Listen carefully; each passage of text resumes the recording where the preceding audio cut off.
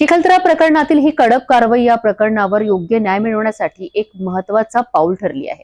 सरकारने पोलिसांच्या वर्तनाबद्दल घेतलेली तीव्र दखल ही एक आश्वासन आहे की न्याय मिळवण्यासाठी कोणतीही तडजोड केली जाणार नाही। चिखलदऱ्यातील रेट्याखेड्या या गावात 70 वर्षीय आदिवासी वृद्ध महिला काळमी शेलुकर यांना पहाटे काही स्थानिकांनी जादूटोणा संशयावरनं हिंसक मारहाण केली। यामध्ये गावातील पोलीस पाटील देखील सहभागी होते। या गंभीर हल्ल्यादरम्यान वृद्ध महिलेला गावातून धिंड काढण्याचा अपमानजनक कृत्य घडविण्यात आला होता। या घटनेचा पर्दाफाश झाल्यानंतर मुख्यमंत्री कार्यालय आणि आदिवासी मंत्री प्राध्यापक अशोक उईके यांनी त्वरित या प्रकरणावर गंभीर दखल घेतली। त्याचप्रमाणे अमरावती परिक्षेत्र पोलीस महानिरीक्षक रामनाथ पोकळे यांच्या अहवालानुसार पोलीस अधीक्षक विशाल आनंद यांनी या प्रकरणावर तात्काळ कारवाई केली।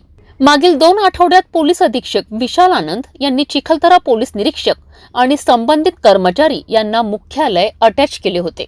आता मात्र वरिष्ठ स्तरावरून दखल घेत चिखलदरा पोलीस निरीक्षक आनंद पितुरकर आणि 3 पोलीस कर्मचाऱ्यांना थेट निलंबनाची कारवाई करण्यात आली आहे। चिखलदरा तालुक्यातील रेहट्याखेडा या गावामध्ये वृद्ध आदिवासी महिलेची धिंड प्रकरण मोठं गाजलं होतं।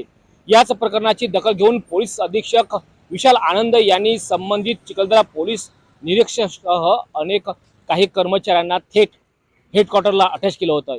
मात्र याच प्रकरणाची गंभीर दखल याच महाराष्ट्र राज्याचे आदिवासी मंत्री उईके सोबतच सीएमओ कार्यालय आणि थेट पोलीस महानिरीक्षक अमरावती परिक्षेत्र रामदास पोकळे यांनी सुद्धा घेतली आणि संपूर्ण या प्रशासनाच्या आणि मंत्री यांची दखल थेट आता याच प्रकरणामध्ये गंभीर दखल घेतलेली आहे।